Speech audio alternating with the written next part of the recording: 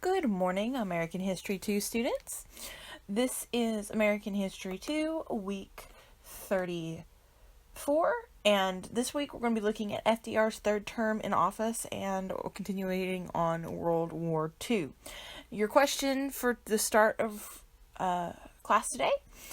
Well, you've got two questions. One, did you get my homework email? Just say, yes, I got it, no, I didn't get it, in the comments or the description. I had some computer issues and some internet issues this past week, so I'm not sure you got my email. If you didn't, that's okay.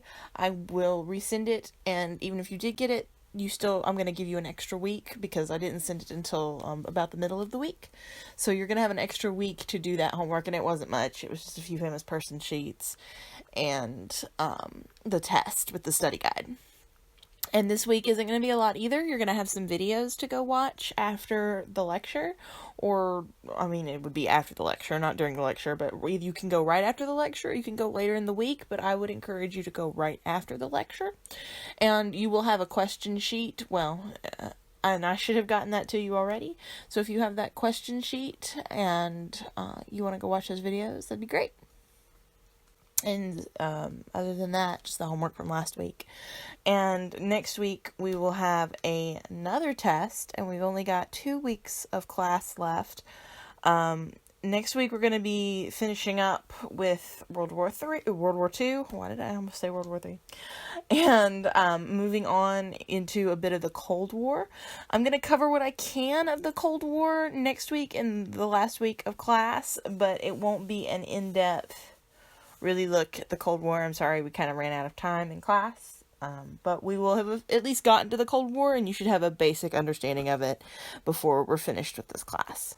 Also, our last week, we will have a Skype call. I expect everyone to be present. It is part of your grade, if you were present or not, for the Skype call.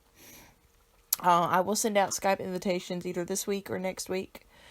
And we will all meet together in the Skype call, and we will show our timeline binders and talk about the thing that we think individually, you, not me, because I was the one teaching you, but the thing that you each think individually was the most important thing you learned from this class, and your favorite thing that you learned from this class. But all that aside, your starting question of what we covered last week that I've been doing every week is, what were the 4 essential freedoms that are going to become the motto of U.S.'s involvement in the World War II? The 4 essential freedoms that FDR talked about in his State of the Union address. Like right after I think he got elected for his third term. Alright. Go ahead and put that in either the live comments or the regular comments, or send me an email. And we're going to go on into, and make sure you've gotten old homework done and turned into me. That needs to be turned in. Grades are coming up, guys. Like I said, we only got 2 weeks. I'm giving you an extra week to do the homework from last week, but any other old homework, including the projects, need to be done. Those projects are worth a chunk of your grade. So I need y'all to get those done. Thank you for those of you who've been doing your homework and turning it in. I appreciate it. Alright, let's get started. Alright, so Franklin D. Roosevelt's third term, part 1. So this has never happened before. There has never been a president before who has ever had 3 terms as president, has served for 3 4-year terms. Coolidge could have served for 2, he was offered the ability to serve for another term, even though he'd already served for 2 technically, but that was because the actual president passed away. So never has a president come in, been elected for 1 term, been re-elected for a 2nd term, and then be re-elected for a 3rd term. Franklin D. Roosevelt goes into his 3rd term with a war going on in Europe that the U.S. is very against. Remember, we're very isolationist when it comes to European affairs. I will emphasize European affairs and also Asian affairs, European, Asian, North American affairs. the U.S. was at this time a very isolationist country for them. We were not as isolationist as we talked about in the Latin America. But European, nope, we don't want anything to do with you or your problems. And that was the people. The people, the average everyday citizen like you and me, were very isolationist and did not want to get in the war.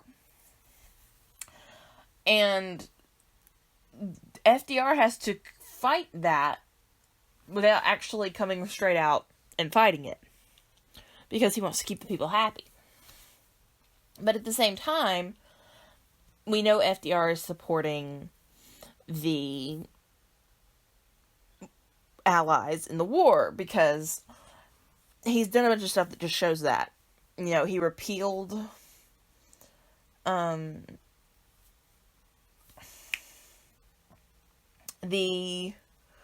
of the neutrality laws, neutrality acts about selling arms to belligerents and things like that. But the people are still anti-war. So FDR, you're going to see a lot in this third term. FDR is trying to get people back interested in, or not back interested, get them interested in fighting the war. Get them understanding that this war not only threatens Europe, but also was a threat to America as well, should the Allies not win. So, on February 4th, 1941, the United Service Organization, or USO, is formed by 6 national groups to serve the social, educational, welfare, and religious needs of those in the armed forces and defense industries. So we're seeing FDR seeing the writing on the wall, working on getting the people involved, and doing what he could to make America strong.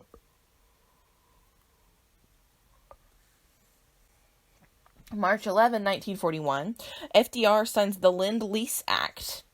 The Lend-Lease Act empowers the president to lend arms and other war materials to any country deemed vital to U.S. interests. It's a formal extension of the informal U.S. policy to aid Britain and the Allies without actually declaring war on the Axis. Remember, in World War II, you had the Allies, which was Britain, France, and later the USSR, or Russia. And then you have the Axes, which are Germany, Japan, and Italy.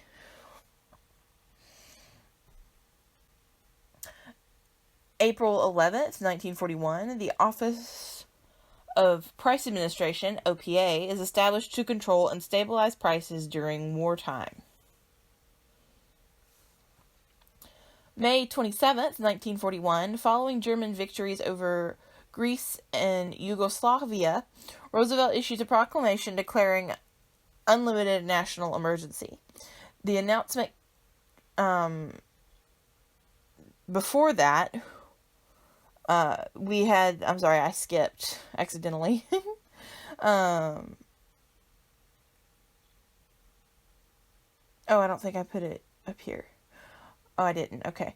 Well, before that, there was this FDR's proclamation of a national emergency is coming 6 weeks after the first sinking of an American merchant ship, the Robin Moore. It was sunk by a German U-boat off the coast of Brazil. On June 16th, 1941, FDR orders the closing of all German consulates in the United States. Germany and Italy respond by closing all U.S. consulates in their countries as well. June 22nd, 1941, Germany breaks the Nazi-Soviet Non-Aggression Pact. Do you remember what that Non-Aggression Pact was? If you remember what the Non-Aggression Pact is, put it in the comments.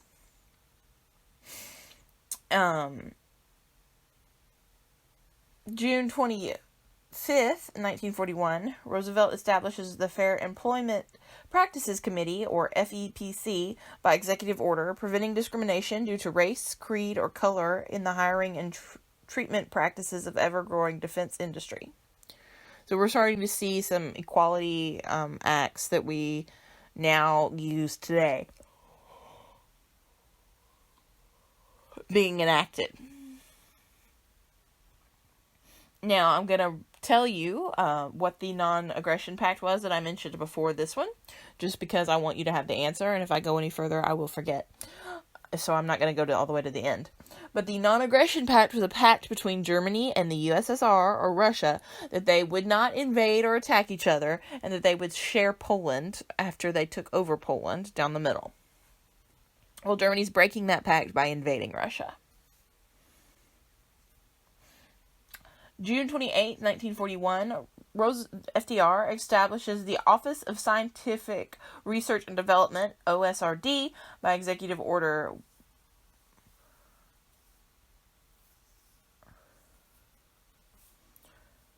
They're basically going to start, well, they're going to do a lot of things. They're going to develop radar and sonar that's better, because you need that when you're looking for those German U-boats. But they're also going to be doing research on atomic matters, such as the atomic bomb. We're starting to see the development of the atomic bomb.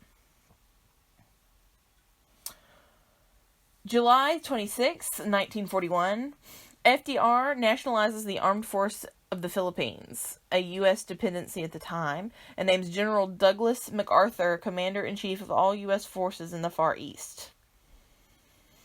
And before that, FDR had frozen all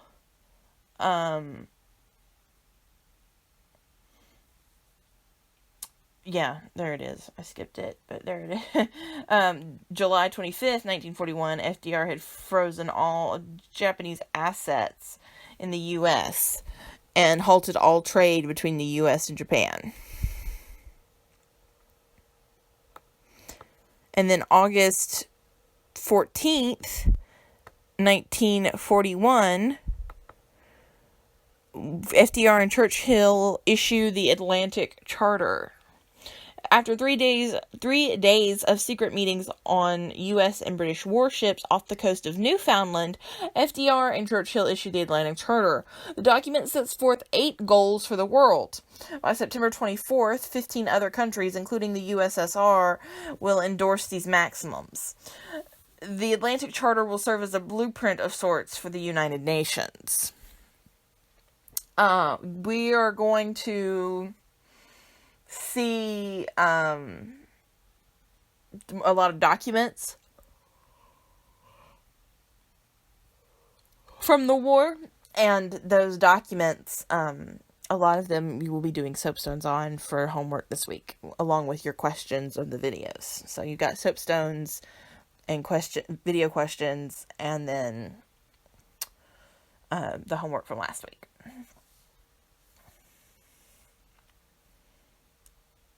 September 11th, 1941, FDR orders the U.S. Navy planes to shoot on sight any Axis ships found operating in U.S. waters or in U.S. defensive waters, which means just what it sounds like, defensive waters.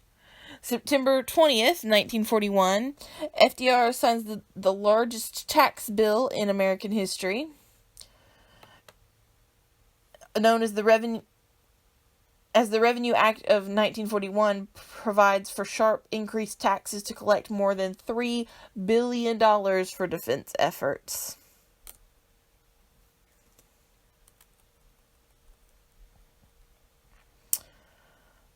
October 17th, 1941, German U-boat torpedoes the U.S. destroyer Kearney? One of those two. October 27th, 1941, FDR announces to the nation that America has been attacked. The shooting has started. He stopped short of declaring war on Germany, however, as many Americans are still reluctant to enter into open war, even after another U-boat then sinks another American destroyer ship, the Reuben James, on October 30th, 1941. November 17th, 1941, Japan's ambassador to the U.S. begins negotiations with the State Department in the nation's capital. They propose that the United States, the U.S., removed the trade restrictions on Japan and refrained from involving itself in Japan's activities in China.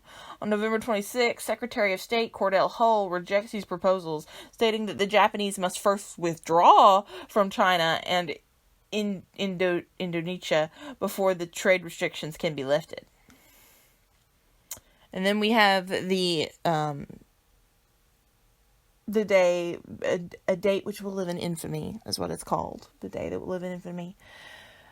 December 7th, 1941, when Pearl Harbor was attacked by Japanese bombers. That's a pretty big thing. That's what's going to actually convince the people to get involved in World War II, at least the people of the U.S. And with that attack, the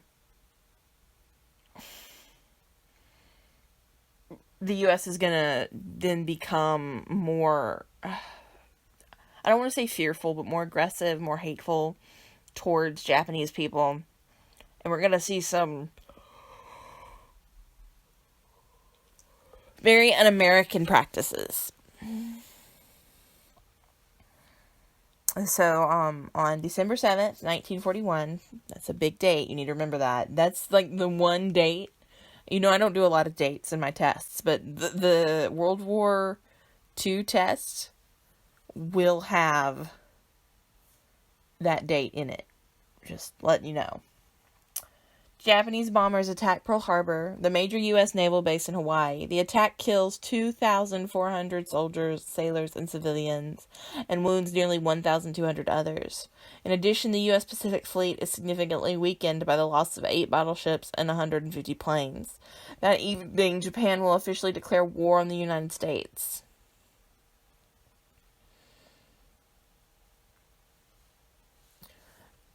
Here's the thing about the attack on Pearl Harbor.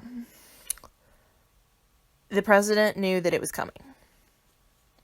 But he couldn't warn Pearl Harbor for 2 reasons. One, the Allies were severely losing in the war. And he needed the American people to get involved. And he knew that a direct attack on U.S. people would pull us into the war, and he was right. Number 2, he could not let the Axis know that that the Allies had cracked their code, because they were doing coded messages and all sorts of stuff that you hear in spy movies, but it's real. And he could not let the Axis know that they had decoded it. So unfortunately, that had to happen, but. The attack on Pearl Harbor began shortly before 8 o'clock in the morning on December 7th, when Japanese planes and submarines began bombing the naval base.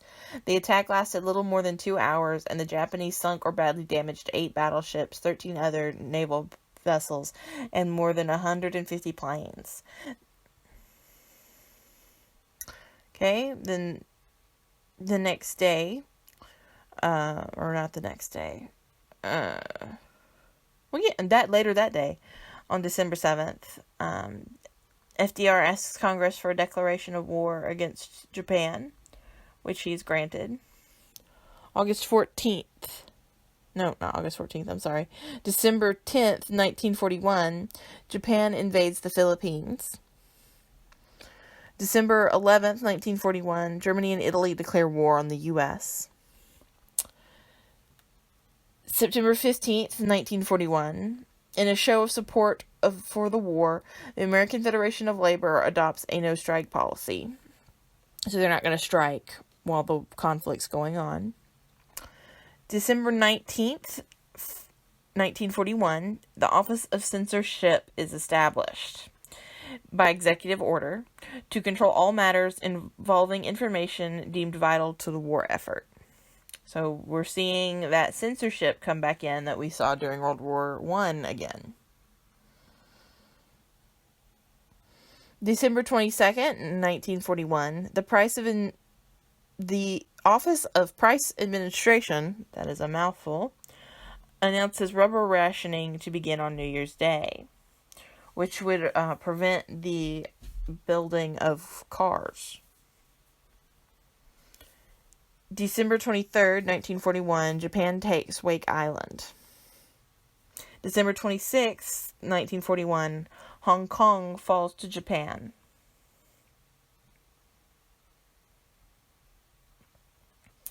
January 1st, 1941, representatives of 26 nations sign the Declaration of United Nations.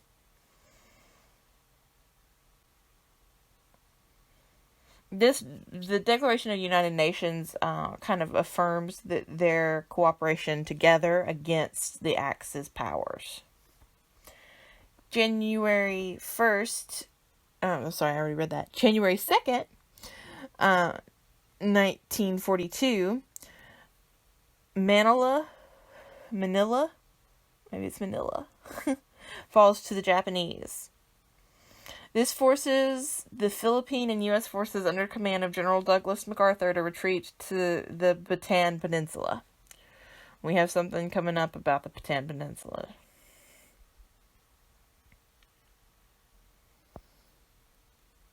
January 12th, 1942, by executive order, FDR creates the War Labor Board, WLB. The War Labor Board was charged with maintaining the flow of war materials through the arbitration of labor disputes. 4 days later, the Office of Production Management, OPM, will be replaced by the War Production Board. January 14th, 1942, by proclamation, FDR orders all aliens in the United States to register with the federal government. The order is significant for Italian, German, and Japanese immigrants, American citizens who are now viewed with suspicion, although most fears will focus on Japanese Americans residing on the West Coast. They will soon be moved to internment camps under the pretense that they may provide aid to the enemy. That little gem's coming up in a little bit more detail right now, because February 20th, 1942, FDR formally authorizes the program to remove Japanese Americans to internment camps. Most Americans are undisturbed by this policy, as some 100,000 people are relocated over the next month to internment camps. February 27, 1942, heavy losses on the part of the Allies at the Battle of Java Sea. March 11th, 1942, General MacArthur is forced to move his command base to Australia from the Philippines as Japanese forces approach. Before he leaves for Australia, he famously declares, "I shall return." So that's part 1. We're going to go on to part 2 now. Alright, Franklin D. Roosevelt's third term, part 2. In April of 1942, we have the Bataan Death March. So this is when 75,000 Philippine and American troops that had remained to defend the island after General MacArthur went to Australia, they're forced to surrender to the Japanese on the Bataan Peninsula. These men will be taken prisoner and forced to march 100 miles to a prison camp. With poor rations and ill treatment, thousands will die on the so-called Bataan Death March. April 18th, 1942, Major General James Doolittle leads U.S. bombers on a surprise raid on Tokyo. This provides a moral boost for the Allies, and it also serves to divert Japanese defenses. So, they're split. Remember, when going into battle, two-sided war is always more effective. So if you're hitting someone from 2 sides, that's better than hitting them from 1. April 28th, 1942, a blackout goes into effect along the Atlantic coast. The blackout, or dim out, was along a 15-mile strip of the Atlantic coast to counter German submarine activity in the area. May 4th, 1942, the U.S. Navy inflicts heavy losses on Japan in the Battle of the Coral Sea. This is the first naval battle in history in which surface ships did not engage one another directly, with planes attacking each other and the ships. May 7th, 1942, General Jonathan Wainwright is captured by the Japanese. When he is captured by the Japanese, he is forced to surrender Fort Corregidor, Corregidor, and ask all U.S. forces in the Philippines to surrender as well. May 15th, 1942, FDR signs the Congressional Act establishing the Women's Auxiliary Army Corps. This would later be renamed the Women's Army Corps, or WAC. And a similar group known as the Waves will be assembled for the Navy. Gasoline rationing also goes into effect, by the way. I didn't put that on the list, but that goes into effect in 17 states in the eastern United States, but by the end of the year, gasoline rationing will be extended to the entire country. June 3rd, 1942 is the Battle of the Midway. The U.S. Navy loses the carrier Yorktown, but not before sinking 4 Japanese aircrafts. While the war is far from over, victory at the Midway establishes U.S. naval superiority, as the Japanese also lose a significant number of their best pilots. So, kind of a win. And if you are noticing a trend here, most of our fighting is going to be done in Asia. We're going to come in a little bit in North Africa, and then we're going to go into Europe in Italy, especially at Sicily, and then of course we have D-Day where we land in France. But a lot of our battles are focused in Asia because we were fighting Japan most of the time, and especially obviously we used the atomic bomb on Japan, not on Germany or Italy.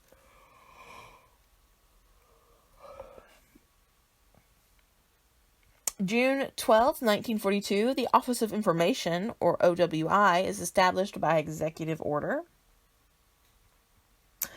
This is made to control the disclosure of official news and propaganda.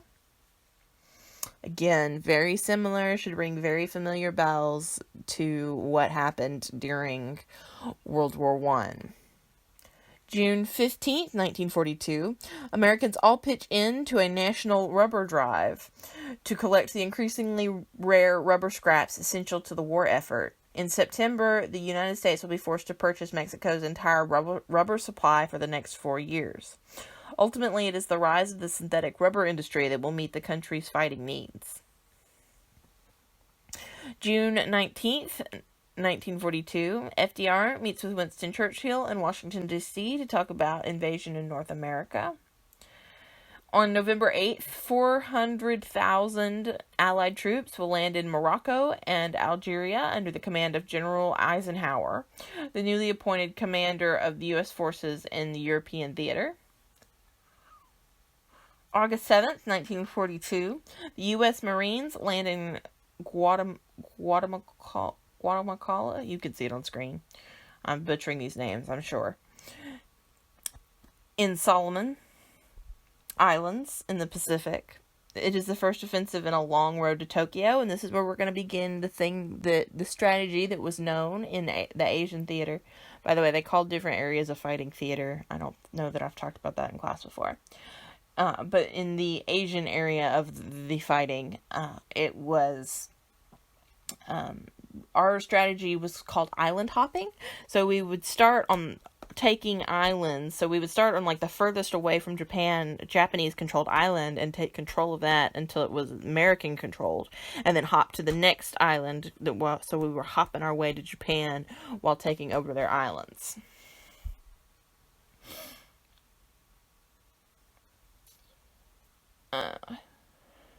August 22nd, 1942, Germany launches a massive offensive against Stalingrad.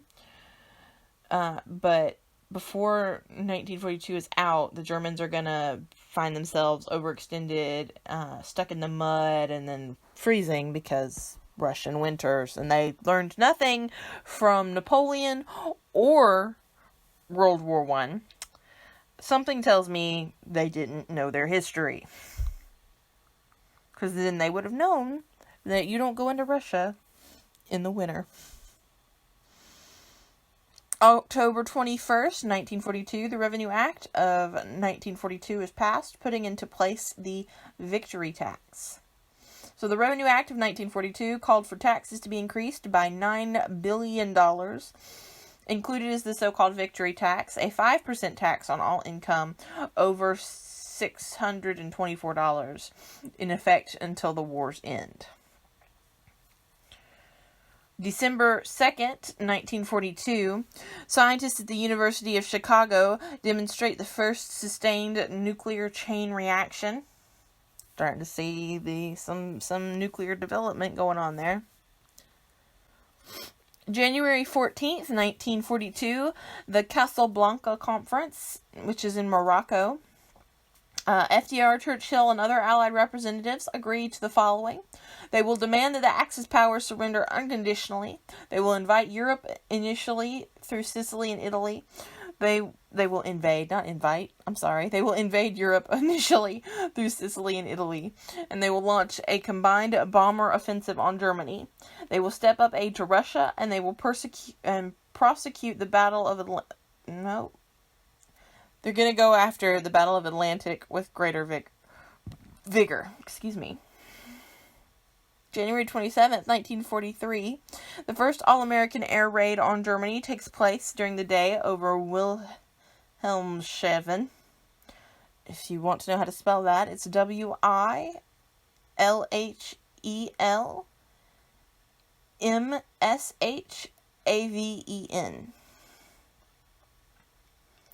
February 7th, 1943, shoe rationing begins in the United States. Each civilian is limited to 3 pairs of leather shoes per year. March 1st, 1943, the rationing of canned goods begins. Customers are required to use coupon books of varying points to purchase these items.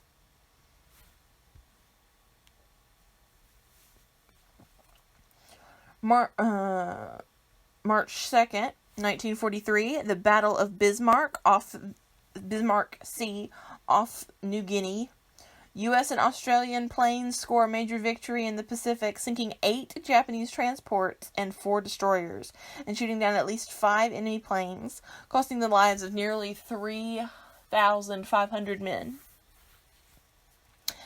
April 1st, 1943, the rationings of meats, fats, and cheese in the U.S. begins.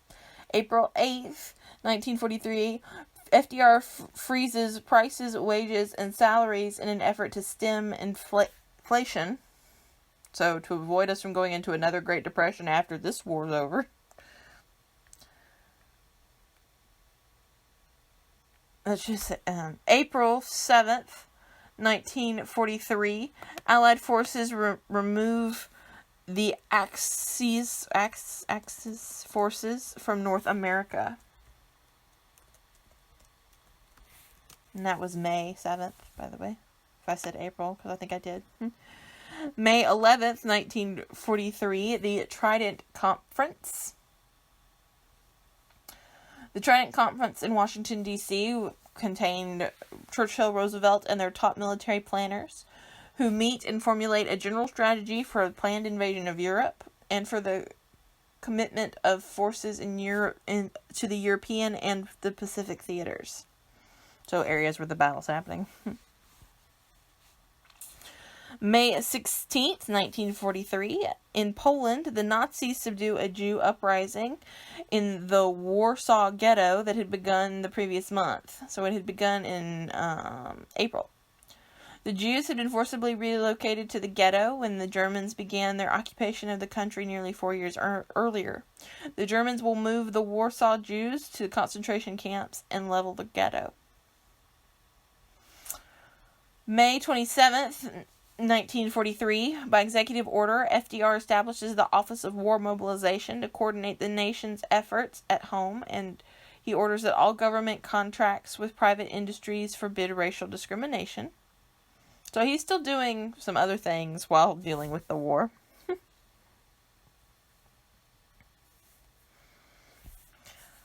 June 9th, 1943, the Currency Tax Act goes into effect, also known as the Pay-As-You-Go Act. The Currency Payment Act introduced the withholding of federal income taxes on wages and salaries. Also known as the Pay-As-You-Go Act, it will become a cornerstone of U.S. tax policy and government finance. June 14th, 1943, the Supreme Court case of the Virginia Board of Education versus Bennett. The Supreme Court rules on the side of Burnett that it is unconstitutional for the state to require children to salute the flag if doing so runs counter to their religious beliefs. June 2nd, 1943, protesting in Michigan turns into riots.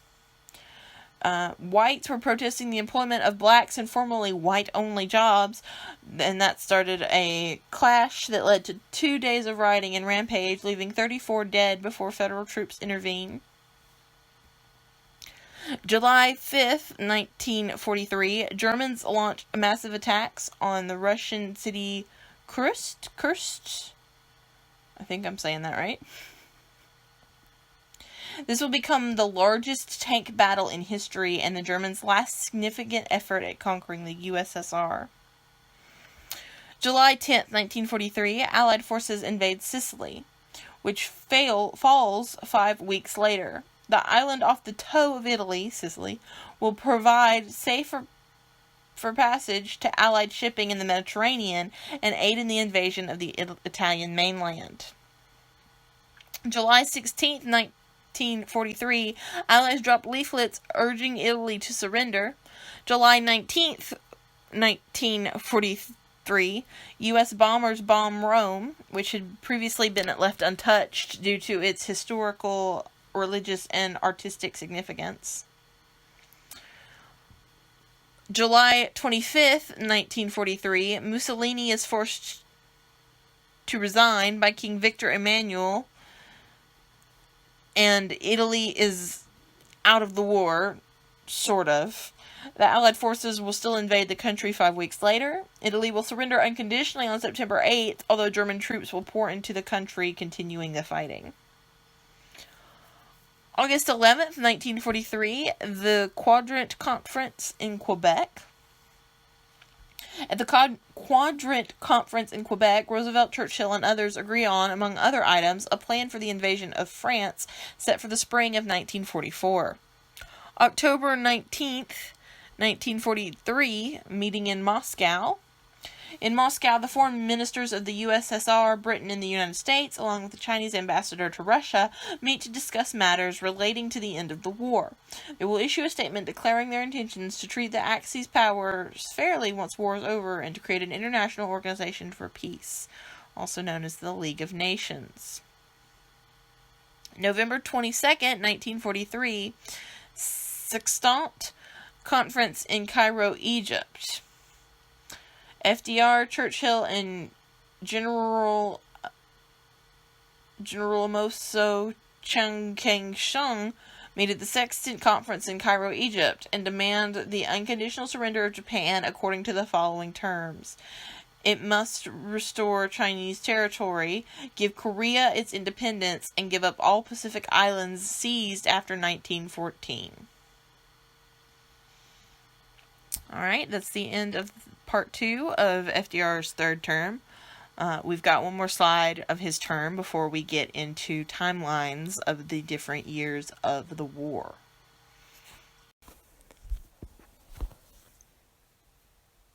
Alright, FDR's third term, Part 3. November 28th, 1943, the Tehran Conference in Iran. Following from Cairo, FDR and Churchill meet Joseph Stalin at the Tehran Conference in Iran. At this, the first meeting ever of the Big Three leaders, the timing of the invasion of Europe is finally settled. On November 28th, President Franklin Roosevelt attended the first day of the conference in Tehran, Iran, with Soviet Premier Joseph Stalin and British Prime Minister Winston Churchill. It was the first meeting of all three leaders together. At the Tehran Conference, the leaders discussed World War II and post-war plans. They decided on the Allied invasion into Europe to open a second European front, and Stalin agreed to launch a major offensive on the Eastern Front at the same time. They also discussed the Pacific theater of war And Stalin pledged that Russia would join the fight against Japan once the war against Germany was completed. The leaders also touched on the status of Poland and the Baltic regions. The conference ran until December 1st, 1943. At the end of the meeting, the Big Three, as they became known, issued a joint declaration. In it, they pledged their support to one another and noted that they had reached an agreement for military operations against Germany. They concluded the declaration by stating, "We came here with the hope and determination. We leave here friends in fact, in spirit, and in purpose." The Tehran Declaration will be one of your soapstones. December 1st, 1943 was when the Tehran Declaration was issued. I'm sure I'm butchering that name. I'm so sorry. December 17th, 1943, Congress repeals the Chinese Exclusion Act that was passed during the late 19th and 19th and early 20th centuries, which banned Chinese immigration to the U.S. December 24th, 1943, FDR announces that General Eisenhower will be the supreme commander of the forces to soon invade Europe.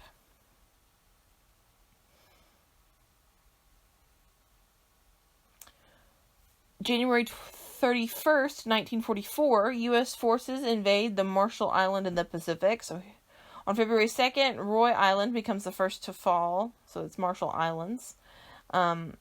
Marking the first territory captured from the Japanese that Japan had occupied before the war began. All of the islands fall within 3 weeks. So here we go with the island hopping.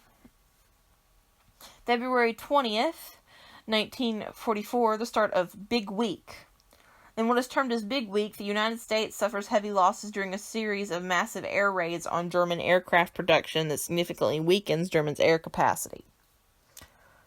March 29th, 1944, Congress approves a joint resolution appropriating up to $1.35 billion for the United Nations Relief and Rehabilitation Agency, looking towards post-war efforts to aid the millions of people devastated by the war.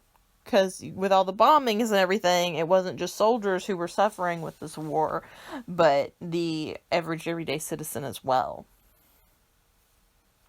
April 3rd, 1944, Smith versus Allwright. In this case, the Supreme Court rules that the white-only primary sponsored by the Democratic Party in Texas is unconstitutional.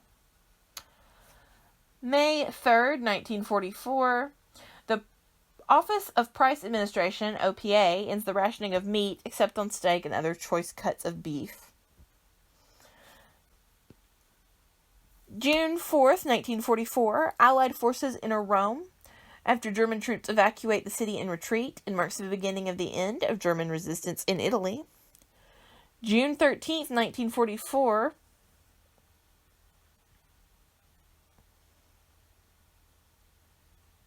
D-Day begins. If you're not familiar with D-Day, it is the day that British, Canadian, American, and I think French soldiers landed on the beaches in Normandy and started to take back France.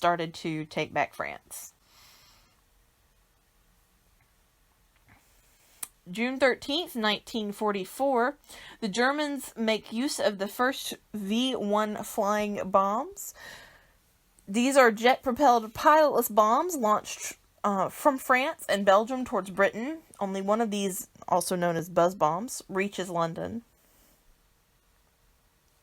June 15th, 1944, is the first air raid by the B-29 superfortresses based in China on the Japanese mainland. On the same day, U.S. forces land in Sampan.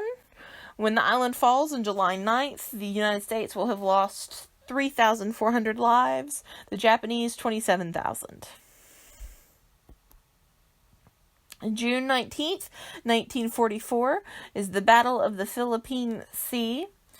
The United States wins one of the more decisive air-naval battles of the war, as the Japanese lose at least 400 planes and 3 carriers. June 22nd, 1944, FDR signs the Servicemen Readjustment Act, also known as the GI Bill of Rights, which provides financial aid to veterans for education, housing, and other needs. July 1944, the different political parties have their national convention to name their political nominees for president. So the Republicans nominate Thomas E. Dewey for president, and the Democrats nominate Franklin D. Roosevelt again for president for an unheard of fourth term. July 1st, 1944, representatives from 44 nations meet in Bretton Woods, New Hampshire, and create an International Money Fund, or IMF, and an International Bank for the Recreation and Development, or also known as the World Bank. Both institutions will be central to the international economic policies of the world following the war. July 2nd, 1944, there's a failed assassination attempt on Hitler. A bomb explodes near Hitler in his headquarters in East Prussia, leaving him relatively unscathed but psychologically shaken and increasingly paranoid.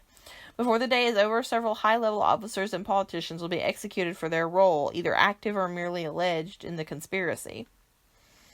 July 25th, 1944, is the start of Operation Cobra. The U.S. forces under General Omar Bradley begin Operation Cobra, a coordinated offensive to cut off German forces in Brittany and collapse the German defensive in northwest Germany. Brittany will fall to the Allies 2 weeks later. August 10th, 1944, the island of Guam is retaken by the U.S. After 20 days of fighting, leaving 17,000 Japanese casualties and more than 7,000 American casualties, it is of special significance for the United States, as Guam fell to the Japanese just a week after the attack on Pearl Harbor. August 14th, 1944, the War Production Board allows for businesses to start making various consumer goods again, such as vacuums, electric ranges, and cooking utensils. August 21st, 1944, the Dumbarton Oaks Conference in Washington, D.C. is attended by representatives of the United States, Britain, China, and the USSR, or Russia. It lays the groundwork for the United Nations, an international organization for promoting peaceful and legal solutions to international problems. August 25th, 1944, Allied forces liberate Paris, France. September 8th, 1944, the first of the German V-2 rockets land in England. These are much faster and more powerful than the V-1 rockets and take a toll on the British people.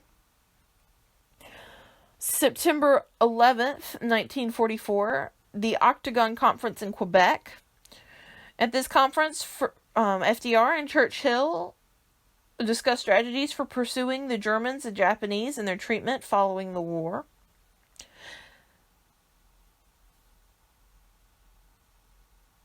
September 12th, 1944, American forces engaged with German troops on German soil for the first time in the war. October 20th, 1944, U.S. forces invade Lychee Islands in the Philippines. They are led by General Macarthur, who broadcasts to the Philippine people that he has fulfilled his promise of returning to the country. 3 days later, the Japanese send a major naval force to disrupt the invasion. These forces meet in the Battle of the Leyte Gulf, where the Japanese suffer a major defeat, losing 24 large ships. It is the largest naval engagement of the war, and hereafter, the Japanese Navy is limited largely to suicide engagements in the form of kamikaze fighter pilots. November 7th, 1944, FDR wins a unprecedented fourth term as president over Republican Dewey. The electoral vote is a landslide, 432 to 99. The popular vote is much closer, with FDR getting 25.6 million to 22 million. December 16th, 1944, Germany launches its final offensive, and also known as the Battle of the Bulge. It's a very famous battle that we will look at in more detail. December 31st, 1944, the price of living in the U.S. is reported to have gone up 30% so increased by 30% since the United States formally entered the war. World War II, 1940, Timeline, Part 1. March 19th, the British dropped the first bombs on German soil as the RAF hit the seaplane base at Hormund. April 9th, Germany invades Denmark and Norway with the first major airborne attacks on Allied forces. May 10th, Germany invades Belgium, Holland, and Luxembourg. Because of the failure of his appeasement policies, British Prime Minister Neville Chamberlain resigns. Forming a coalition government, Winston Churchill replaces him. Standing alone, Churchill soon began conferring with U.S. President FDR for aid to the British cause. May 12th, the Germans crossed the French border. June 4th, leaving behind weapons and supplies at Dunkirk, the British evacuate over 338,000 soldiers from France. June 10th, Italy joins the war as an ally of Germany. June 11th, Italy declares war against the Allies. Great Britain, France, Austria, Canada, New Zealand, India, and South Africa declare war on Italy. General Herring, the military governor of Paris, declares the French capital an open city to prevent its destruction. June 14th, the Germans march into Paris. June 21st, France accepts German armistice terms, establishing the Vichy government under Marshal Pétain. July 3rd, the British airborne attack sinks French vessel at Oran and Mersakeb to prevent them from passing into German possession. August 13th, the Battle of Britain begins. The air war designed to destroy the RAF and ease the German invasion opens the Luftwaffe, outnumbering its opponents in operational aircraft 2,669 to 704. World War II, 1940 Timeline, Part 2. September 7th, the London Blitz starts as Germany, attempting to weaken the country's resolve, bombs the British capital. September 19th, the U.S. Congress passes the Selective Service Act. It calls for the first peacetime draft in American history. To serve, men had to be 5 feet tall, weigh 150 pounds, have correctable vision, and at least half their teeth. September 27th, Germany, Italy, and Japan sign the Tripartite Pact. It recognizes their right to establish a new order in Europe and Asia. October 16th, close to 16 million American men between the ages of 21 and 36 are required to register at one of the 6,500 draft boards across the country. Nearly 50 million men were registered during the war. October 28th, the Italians invade Greece. I'm sorry if I'm kind of flying through these. This is just some basic timeline knowledge for you to have. Remember, this is American history, not Western Civ, so I'm not going to focus on the part of the war that America wasn't extremely involved in, but I do think you need to know it, so I'm going to briefly touch on it. I don't think I mentioned on the last slide that picture, but that was a Belgian family who was being displaced. Their home was destroyed. They had nowhere to go, and they were in danger due to the Nazis. That's what you were looking at just then. Alright, World War II, 1941, Timeline, Part 1. January 10th, the Lend-Lease program is introduced into U.S. Congress. March 11th, despite opposition from isolationists, Franklin D. Roosevelt signs the Lend-Lease Act to provide aid to Great Britain. March 21st, the first all-black unit of U.S. Air Corps, the 99th Pursuit Squadron, is activated. They become known as the Tuskegee Airmen. April 13th, Japan and Russia sign a neutrality pact. May 27th, on its first mission, the German battleship Bismarck is hunted down and sunk. June 22nd, unleashing its Barbarossa plan, Germany invades the Soviet Union without declaring war. Despite massing troops at the border, the Germans encounter little opposition. Hitler is now fighting a two-front war. June 25th, under threat of a forced march on Washington, Roosevelt signs Executive Order 8802. It combats discrimination against blacks and women in the hiring process of defense jobs. It is the first federal gesture towards civil rights since Reconstruction. July 8th, Germany and Italy declare the end of the Yugoslav nation. July 12th, with Luftwaffe raids, Germany hits Moscow for the first time. August 2nd, the U.S. extends aid to the Soviet Union. October 16th, the Germans reach the gate of Moscow. Civilians flee the Bolshoi trap amid panic and looting. October 19th, the Soviet Premier Joseph Stalin remains in Moscow, vowing the city will be defended to the last. World War II, 1941 Timeline Part 2. October 31st, a German U-boat torpedoes and sinks the USS Reuben, so the U.S. ship, Reuben James, off the Icelandic coast. It is the first U.S. Navy vessel sunk by enemy action in World War II. November 16th, President Roosevelt extends lead-lease to the Soviet Union. December 7th, at 7:55 a.m. on Sunday, hundreds of Japanese warplanes launched from aircraft carriers far out at sea attack the American Pacific Fleet anchored at Pearl Harbor, Hawaii, based on a plan by Ishiro Yamamoto. You can see his name on screen. 8 battleships, including the USS Arizona, 3 light cruisers, 3 destroyers, and 4 other naval vessels are either sunk or damaged. 164 American aircrafts, mostly on the ground, are destroyed, and 2,403 Americans are killed. On the day that President Roosevelt would call a date which will live in infamy, the Japanese also hit Guam, Wake Island in the Philippines, Malaya, and Hong Kong. December 8th, the U.S. declares war on Japan. December 11th, Germany and Italy declare war on the U.S.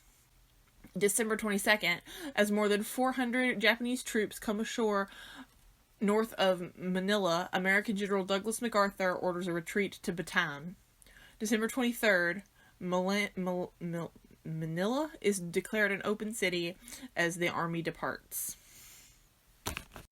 The 2 pictures you see in front of you are from the timeline that we just covered up last, 1941. The one on the left is of those structures down in the left-hand corner of the one on the left. That's Pearl Harbor. And the one on the right is of Manila burning as the Japanese invade. So those are historical pictures, and I thought you should see them. World War II, 1942 Timeline, Part 1. I'm sorry, this is tiny print, by the way. January 13th through the 14th, silhouetted against the light of Manhattan, 8 unarmed vessels are sunk by German U-boats. By the end of January, U-boats would sink 25 tankers along the East Coast, continuing a fierce struggle for supremacy of the seas, called the Battle of the Atlantic, and threatening to choke off America's allies. More than 230 Allied ships and almost 50 million tons of desperately needed materials went to the bottom of the sea in the first 6 months of 1942. On January 20th, the Wannsee Conference in Germany established the final solution for Jews in Europe. The plan would attempt to exterminate an estimated 11 million people. February, Philip Johnson proposes to the Marines that the Navajo Indians be used to transmit military messages through a secure code. The code talkers would develop an unbreakable code. January 19th, U.S. President FDR signs Executive Order 9066. Its neutral tone authorizes the War Department to designate military areas and then exclude anyone from them who it felt to be a danger. But it had a specific target. The more than 110,000 Japanese Americans living among the West Coast. They were about to be forced from their homes and moved inland. March 1st, U.S. War and Navy departments announced the commanders of the forces in Hawaii at the time of the Pearl Harbor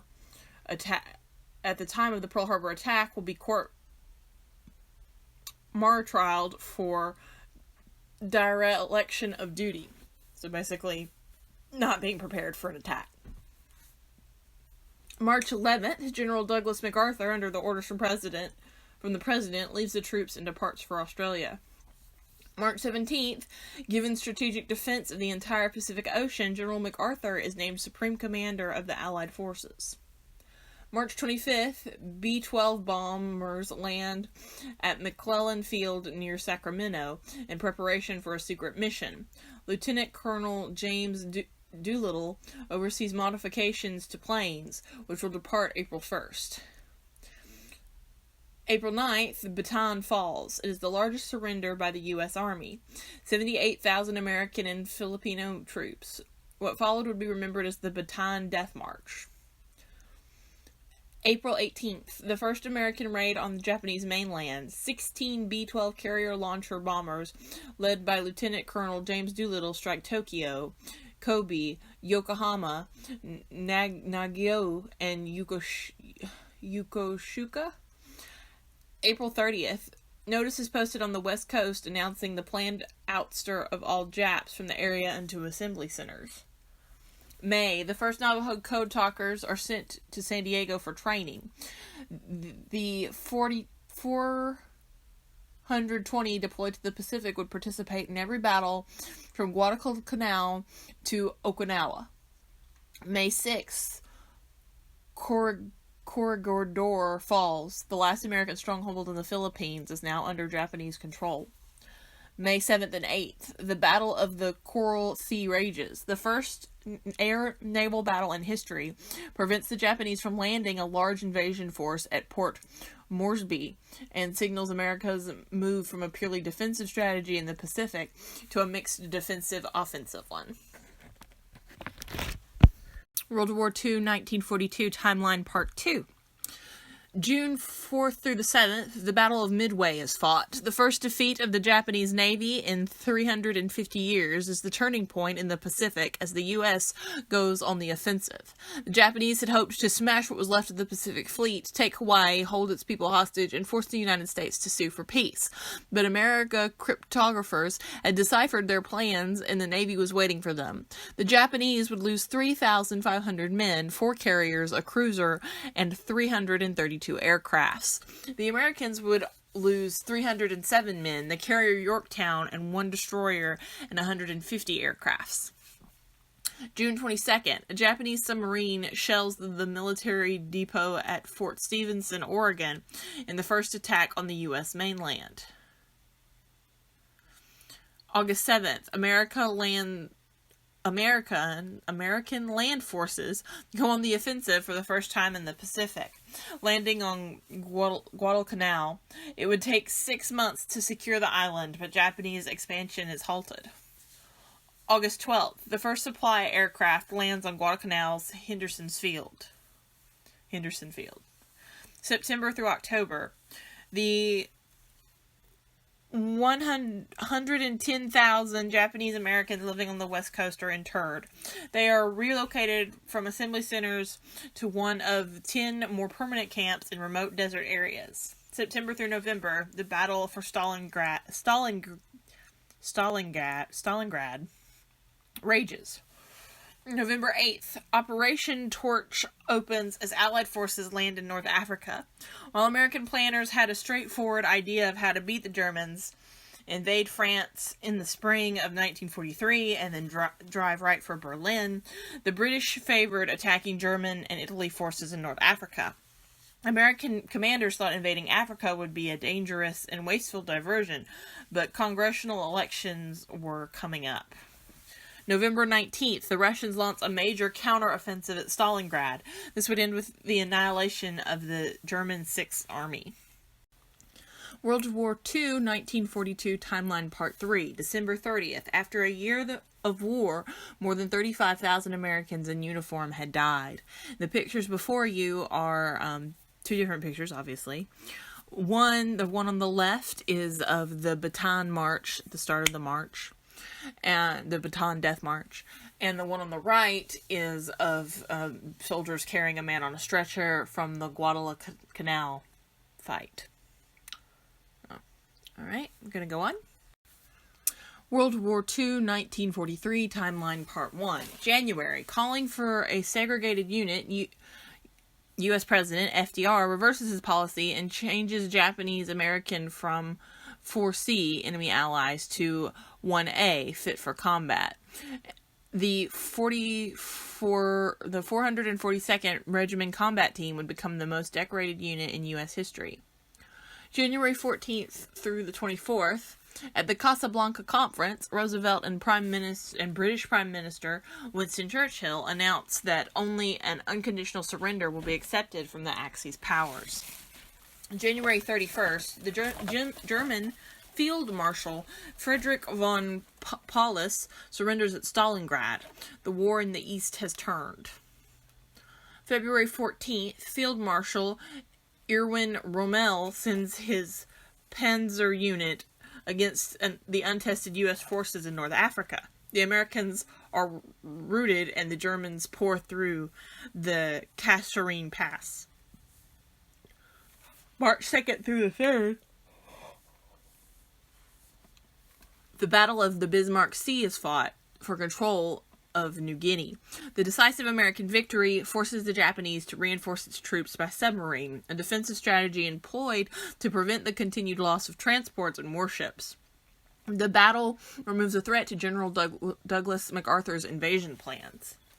April 17th, a listening post in the Altairian Inlands interprets a radio transmission that Japanese Admiral Ishiroku Yamamoto will be touring bases in the South Pacific. April 18th, acting upon a decoded message, US P-38 Lightning pilots intercept the bomber carrying Yamamoto and shoot it down. Japanese most popular military leader is killed. May 12th, the Axis powers surrender in Tunisia. North Africa is now under Allied control. May 21st, Tokyo announces the death of Admiral Yamamoto to a shocked nation. May 30th, all organized Japanese resistance ends on Attu Island in the Aleutians. World War II, 1943 Timeline Part 2. July 2nd, Lieutenant Charles B. Hall becomes the first black aviator to shoot down an enemy aircraft. Flying a B-40 as part of the 99th Fighter Squadron, he downs a Flak-Wolf-190 over western Sicily. July 5th, the Soviets win the Battle of Kursk. It is the largest tank battle in history. The German Luftwaffe also loses the air war and dominion of Russia's skies for the first time. July 10th, Allied forces land in Sicily and gain control of the Mediterranean. The precursor to the invasion of Italy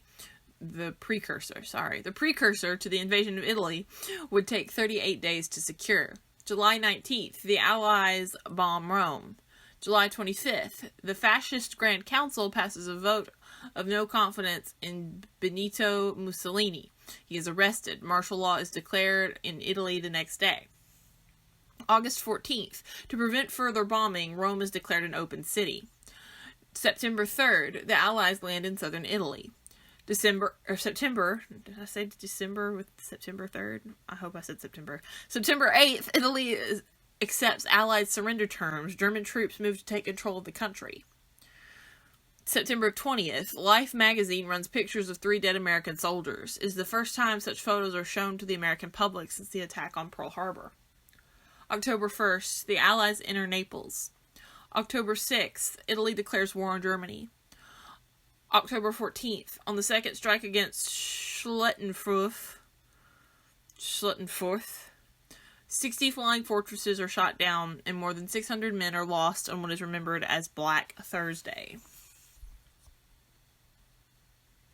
World War II, 1943 Timeline Part 3. November 20th, the Allies attacked Tawara. November 18th, the Battle of Berlin begins. Bombing of the German capital will continue until March 24th, 1944. November 22nd through the 26th, at the conference in Cairo, the Allies demand nothing less than unconditional surrender of Japan. November 23rd, Tarwana is secured at a high cost. It would take 10 days to compile and release the casualty list. The total is almost as much as 6 months of fighting at Guadalcanal. World War II, 1944, Timeline Part 1. January 21st, hoping to break the impasse near the Benedictine Abbey of Monte Cassino, Allied forces land at Anazola. Despite catching the enemy by surprise, General John P. Lucas takes 9 days to strengthen his position rather than dash inland. His army would remain pinned down by the Germans for 4 miserable months. February 15th, the Monte Cassino is bombed. May 11th, Polish troops eager to avenge the Nazi invasion of their country finally take the ruined Monte Cassino monastery and the positions around it. The Gustav Line has broken. The Germans begin falling back. Monte Cassino is in Allied hands. May 23rd, at Azino, General Mark Clark takes the offensive. He is determined to break out of the beachhead and link up with the Allied armies coming up from Cassino to trap the enemy now retreated northward, finally taking the fierce defend village of Cisterna they tried to take months earlier. June 3rd, an Associated Press flash mistakenly announced Allies landing in France. The error stems from a British teletype operator practicing her typing. June 6th, D-Day arrives. The greatest invasion in history begins just after midnight, as the first of 24,000 paratroopers flown over the channel and more than 1,000 aircrafts are dropped behind enemy lines in Normandy. More than 5,300 ships carrying 176,000 men are streaming across the channel. Allied commanders planned 5 coordinated landings along a 45-mile stretch of Normandy coastline between the Cotentin Peninsula and the Aisne River for Operation Overlord. It will be the bloodiest day in American history since the Battle of Antietam in the Civil War.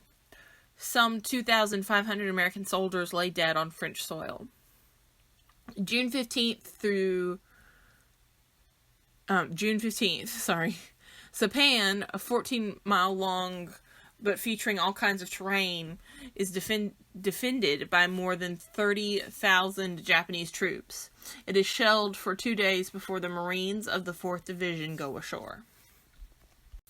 World War II, 1944 Timeline, Part 2. June 19th, off Slapane's shores, the Battle of the Philippine Sea takes on a new name, as American carrier planes get score over 270 kills at a loss of 29, and American submarines claim 2 carriers. The one-sided affair is forever known as the Great Marinas Turkey Shoot. June 20th, Japanese Vice Admiral Jizaburo Ozawa's plan to destroy both the American land forces still struggling their way inland on the plain and the American fleet off the shores in order to reinforce the Japanese garrison on the island fails. He had said, "The fate of our empire rests on this one battle. Everyone must give all he has." The Battle of the Philippine Sea would be the greatest carrier battle of the Pacific War, nearly 4 times as big as Midway.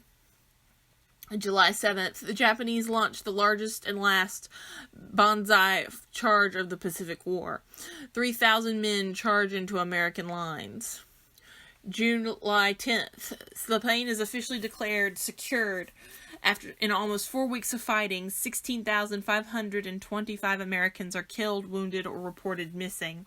The costliest battle in the Pacific to date. Almost 30,000 Japanese soldiers are dead.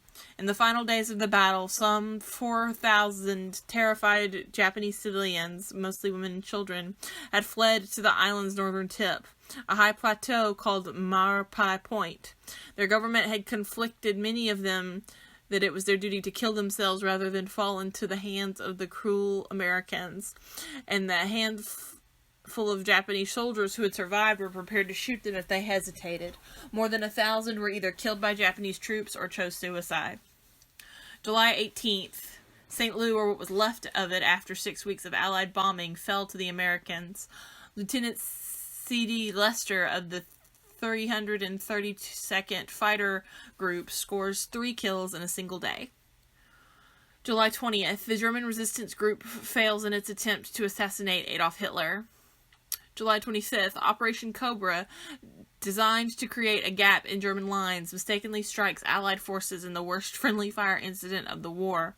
Among the 1,011 killed is Lieutenant General Leslie J. McNair. The commanding general of the Army Ground Forces is the highest-ranked U.S. casualty of war. July 27th, the First Army pours through the newly opened gap in German lines and out onto the countryside beyond the hedge growths. For the first week, the Americans on the ground had felt fortunate to gain 1,000 yards a day.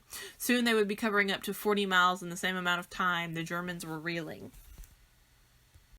World War II, 1944 Timeline Part 3. August 15th, American and Free French forces land in the south of France and begin driving northward. The following day, Hitler reluctantly agrees to pull his battled 17th Army out of Normandy. It begins a desperate retreat towards Germany. The Allies catch them near the town of Flalis. For 3 days, the Allies pour fire into the fleeing men from the ground and from the air. 80,000 Germans ran the terrible gauntlet. At least 10,000 died. So many that the pilots of the Allied spotter planes hundreds of feet above the battlefield were nauseated by the stench. August 25th, after 4 years of Nazi occupation, Paris, City of Light, is liberated. September 1st, General Dwight Eisenhower is given command of the combined Allied forces in Europe. September 11th, Warner H. Holzinger, leading an advance of the U.S. First Army, wades across the Aue River south of Aachen and becomes the first foreign soldier to step on German soil since the time of Napoleon. September 17th, Operation Market Garden opens, designed to drive into the international Ruhr Valley by capturing bridges and into the war in weeks. It fails. Market Garden would be the largest Allied airborne operation of the war and the most disastrous. 17,000 Britons and Canadians, Americans and Poles are killed or wounded or captured before the operation is abandoned. More casualties than the Allied suffered on D-Day. September 15th, the Allies land on Pelée. It is only 550 miles east of Medellin, which is to be the first stop in General Douglas MacArthur's campaign to recapture the Philippines. MacArthur wants the Pelée airfield put out of action to protect his flank. Securing Pelée was supposed to take 4 days. It took more than 2 months. 10,000 Japanese were killed, nearly every man who had defended the island. More than 1,200 Americans perished. 5,274 Americans were maimed or missing. World War II, 1944 Timeline Part 4. October. The fighting in the Hurgun Forest takes weeks. More than 33,000 American soldiers would be lost. October 2nd, MacArthur's forces land on the island of Lychee, the first foothold in the struggle to win back the Philippines. MacArthur's own landing craft gets stuck 75 yards offshore, forcing him to wade to the beach. His publicity machine makes the most of it. As the Battle of the Leyte Gulf wages on offshore the next 2 days, the greatest sea battle ever fought would signal the demise of the Japanese Navy. October 23rd, MacArthur returns. The general reinstalls the legitimate government of the Philippines. November 7th, Franklin D. Roosevelt is elected for a 4th term as president. November 13th, Americans attack Japanese installations in Manila and other parts of the Philippines. December 16th, out of the Ardennes, the Battle of the Bulge begins. Thousands of guns open up. Shells fall on and around the American position for an hour. A few moments later, the enemy emerges out of the dense fog that shrouds the forest. 20 German infantry divisions move forward along a 50-mile front, 250,000 men. Behind them roar 600 tanks, surrounded by the enemy, cut off from one another, out of ammunition and unable to fight back. Others were forced to surrender. More than 10,000 men. December 17th, an SS Panzer unit ambushes an American convoy near a tiny village called Malmedy. capturing and disarming 150 men before gunning down at least 86 of them. They also butchered scores of Belgian civilians. News of the killing spread fast among the embattled Americans. December 22nd, German officers under a white flag approached the American commander at Bastongi. General Arthur McAuliffe of the 101st Airborne. American situation is hopeless, they said. The town is surrounded. They demand the Americans surrender. McAuliffe has a one-word answer. Nuts! December 25th, 30 miles west of Baston, the Americans stopped the German advance. The following day, American tanks break through the German lines and mix up with the 101st Airborne inside Baston. Alright, we're getting into a part that we haven't really officially covered yet because we haven't gone over FDR's fourth term. But we're getting towards the end of the war and the year 1945. And we're going to go ahead and do the year 1945 in this timeline format. So next week we can just hit all the major, and some of the major points are going to be hit really well in those videos that you have for homework. But I really want to hit nice and hard next week all the major things that happened with the U.S. during World War II. World War II, 1945, timeline part 1. January 30th, 6 weeks after the German offensive in the Ardennes began, the Allies regained all the ground they'd lost. It had been the biggest battle of the war on the Western Front. More than 1 million men took part. 19,000 Americans died. 60,000 more had been wounded or captured or listed as missing. Hitler's enormous gamble ends in disaster. He had lost some 100,000 men and virtually all his tanks and aircrafts. February 7th through the 12th, at the Yalta Conference, U.S. President FDR and British Prime Minister Churchill and Soviet Premier Joseph Stalin pledged to hold free elections after the war in Eastern Europe and divide Germany and Austria into 3 zones of occupation. February 13th through the 14th, 900 British and American bombers hit Dresden in 2 waves, dropping incendiary bombs in hopes of setting off a firestorm. They succeed. At least 35,000 civilians were burned or blown apart, or asphyxiated as they huddled in basements and bomb shelters. February 19th, after 72 days of shelling the island, Marines land on Iwo Jima and capture the Japanese airfield. The intense fighting lasted a month. 6,821 Americans died, 5 times the number killed on Guadalcanal or Sapien. 27 medals of honor were awarded to those who fought on the island. February 23rd, the flag is raised on Mount Sukabaki. The photographer Joe Rossell snaps one of the most famous photographs of the 20th century. March 19th, firebombing comes to the cities of Japan. 334 American B-29s roared in low over Tokyo and dropped hundreds of thousands of 70-pound napalm bombs. 16 square miles of the city, built largely of pine and paper and bamboo, burst into flames. More than 1 million were left without homes. In the next 10 days, the Americans hit Nakio, Osaka, Kobe, and Nagoya again. Some 50,000 more people were killed. World War II, 1945, timeline part 2. March 31st, kamikazes target the USS Indianapolis for destruction off Okinawa. Damaged, she would be sent to Ulithi to have her hull mended, and eventually dispatched all the way across the Pacific to Mar Island near San Francisco for further repairs. April 1st, the battle to take Okinawa commences. Okinawa, 60 miles long and home to almost 500,000 civilians, was the gateway to Japan. The Allies had to take it before they could move on to the home islands. They gathered the largest invasion force since D-Day, almost 1,500 ships and more than 500,000 men. In the end, 92,000 Japanese soldiers and as many as 100,000 Okinawan civilians would be dead. More than 12,000 Americans died. 60,000 were wounded, the worst loss of the Pacific War. April 12th, President Roosevelt dies. Harry S. Truman is sworn in as the 33rd president. April 25th, American and Soviet forces link up at Torgo on the Elbe River. Germany has been cut in half. April 26th, the Russians enter Berlin. April 30th, Russian troops fight their way into Reichstag, the symbol of German power. Less than half a mile away, beneath the rubble, Adolf Hitler and his closest allies huddle in their bunker.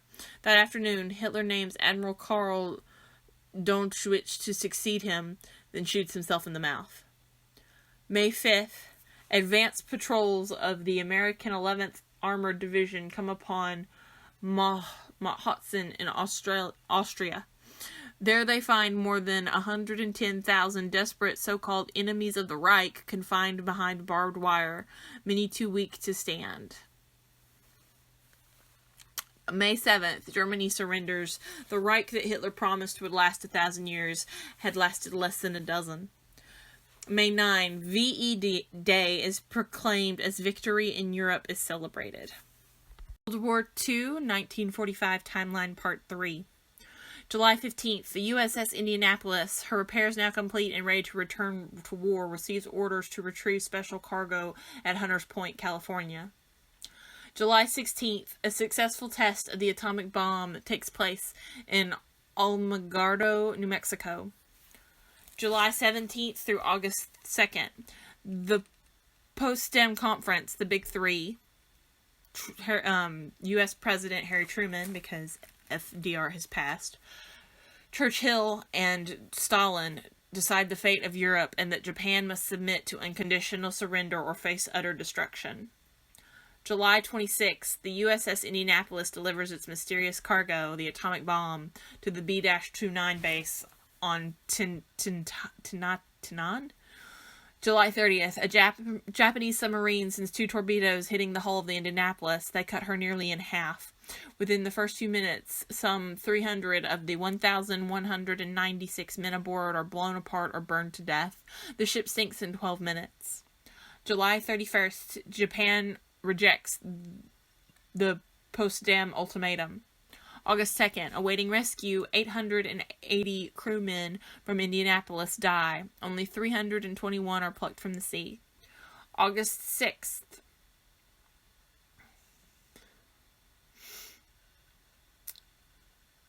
developed to drop on the Germans, the first atomic bomb tumbles through the bomb bay doors of the Enola Gay. 43 seconds later, 6 miles below, but still high above the city of Hiroshima, it detonates. With a single bomb, 40,000 men, women, and children are obliterated in an instant. 100,000 more die within days of burns and radiation. Another 100,000 would succumb to radiation poisoning over the next 5 years. Despite the devastation, the Japanese still would not accept the Allied surrender terms. August 8th, the Soviet Union declares war on Germany. The island now faces invasions on 2 fronts. World War II, 1945 Timeline Part 4. August 9, a second atomic bomb drops, this time on Nagasaki. Some 40,000 more civilians die instantly. In Tokyo, the Supreme Council for the direction of the war remains split between those still determined to fight on and those willing to finally give up. That evening, all 6 members of the council call upon the emperor, who breaks the deadlock.